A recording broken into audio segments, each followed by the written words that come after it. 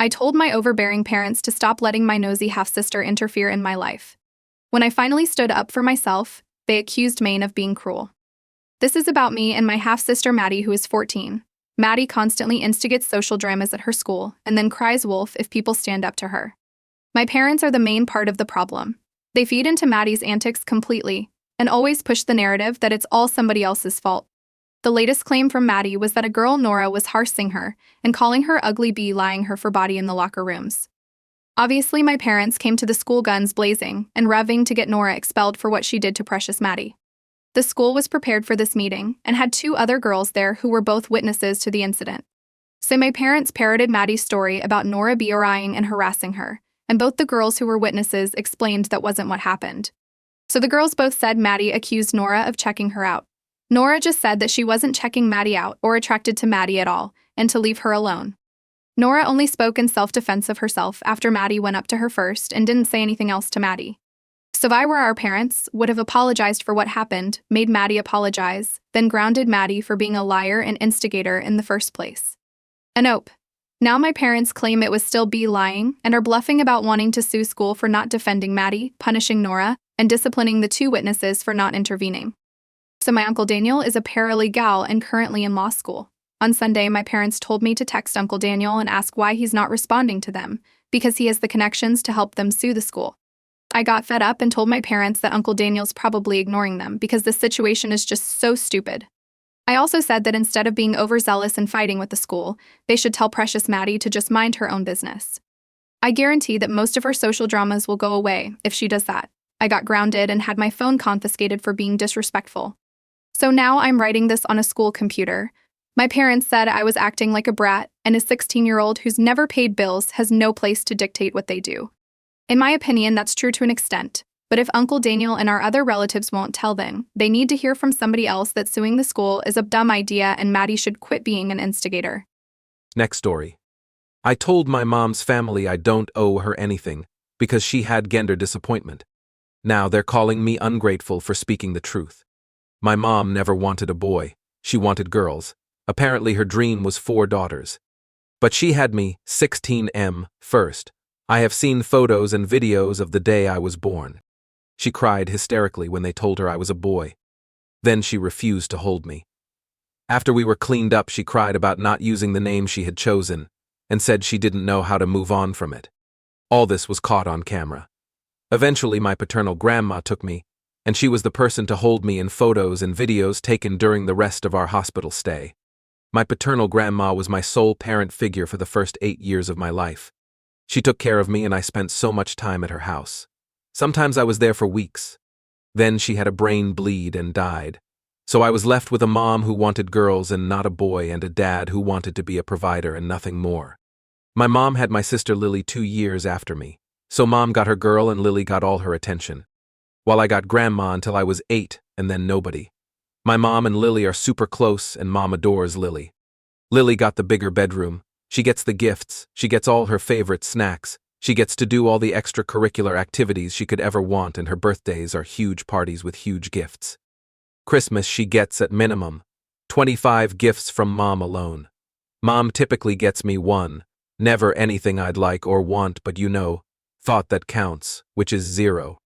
My mom's family don't act too interested in making up for my lack of parental love. And in the last couple of years, mom and I have argued more and I give her a hard time. Dad's never around to give him one. But mom, if she wants to ignore me, then she can hear how bad it is, and if she wants to treat my sister like a perfect angel, then she can hear about it. Mom has mentioned how I ruined her dream of 4 daughters. We were at mom's parents' house Friday and mom gushed about Lily doing good on a project, and the scooter she got Lily to help her get around easier. She got Lily a custom helmet and a personalized lock for her scooter. She couldn't stop talking about it, and I told her she really does love to shower her favorite in gifts and praise. My mom's family told me I should take it easier on her, and said I should understand we had some little troubles because of mom's gender disappointment. I told them I don't owe her anything because she had gender disappointment, and that I didn't ask to be born to a mom who only wanted daughters. They told me I lacked adult understanding and compassion. Next story. I'm thinking of refusing to babysit my BF's daughter while her mom gets chemotherapy. So would that make Maine the bad guy? Sorry for my English, I hope the whole thing is going to be somewhat understandable. I'm also very angry at him, so forgive any mistakes. My beef, male, mid-30s, has a daughter G, 10, with his ex-wife, T. The ex-wife is fighting a very aggressive form of brain cancer. Now, a bit of backstory. T and I never did get on well. I met my beef while he was in the proceedings of their divorce, and I think she's always thought we had an affair long before then. She hates me a lot, and so does Guy. I've been called a home wrecker, a let, and other not nice things ever since I first met them. Now, my BF is usually very quick to shut down their bullsh. Tpia. B adores his daughter and still cares about ex-wife. They've been together 15 years and been friends since their childhood. Ever since the diagnosis, he's been the one driving ex-wife to medical appointments and such, and he's asked me the favor to look after his daughter while he's with T. He knows what a huge favor it is. He's thanked me profusely every time, and I know how much he needs my help. Everything went to T a few years ago when I was asked to bring G back to her mother's house. T started saying I must be glad she's dying, because I can keep BF to myself now. She said I must be happy, because now I get to keep her daughter and pretend she's mine. She said a lot of ugly things, and BF didn't do anything to correct her. I stayed really quiet, because to be frank, I was incredibly shocked. Still am to be. When we got home, I lost it with him and told him I wouldn't keep his daughter any longer, not if he allowed T talk to me in such a manner. He said I'd be a huge added hole if I went through with this, because T has just found she's only got few weeks left and not the months she'd previously thought. Is he right? Wibda if I stop babysitting his daughter?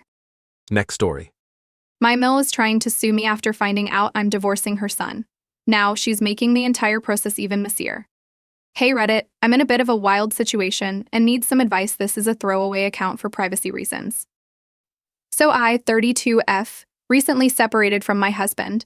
But before that, I had been living with him and my Emil, let's call her Diane, in her house for about 2 years. She said we could stay there for free to save money, LL, sure. Anyway, things were okay at first, but then Emil started making weird comments. Every time I used her laundry machine or even made food in the kitchen, she'd say stuff like, wow, must be nice living here for free and using all my stuff. Like what? She said we didn't have to pay for anything. I did my laundry like twice a week, max. But she acted like I was running a laundromat out of her house. The issue started a few months ago when the marriage started going south. Every time I used the laundry machine or even opened the fridge, she'd make snide comments like it must be nice to live here for free and use all my things. Fast forward to after the separation, I moved out and found my own place. She was super angry and upset that I filed for divorce. Now, Diane is saying that I owe her for rent and utilities for the entire time I lived there. She's also claiming I abused her laundry machine by using it so much, mind you. It was 2 to 3 times a week for my clothes and towels, and she's even talking about suing me to get back payments for using the house and the appliances. There was never any written or verbal agreement that I'd have to pay for anything, and now she's pulling this out of nowhere. She's threatening to take me to small claims court, saying I owe her thousands of dollars for 2 years of rent, laundry usage, and utilities. I don't even know where to start. Can she even do that if there was never a contract? She's saying she will sue me for distress. Should I be worried? I feel like this is just her way of punishing me for leaving Jake, but I don't want this to escalate into something serious. Has anyone dealt with something like this before? Any advice would be greatly appreciated. Thanks.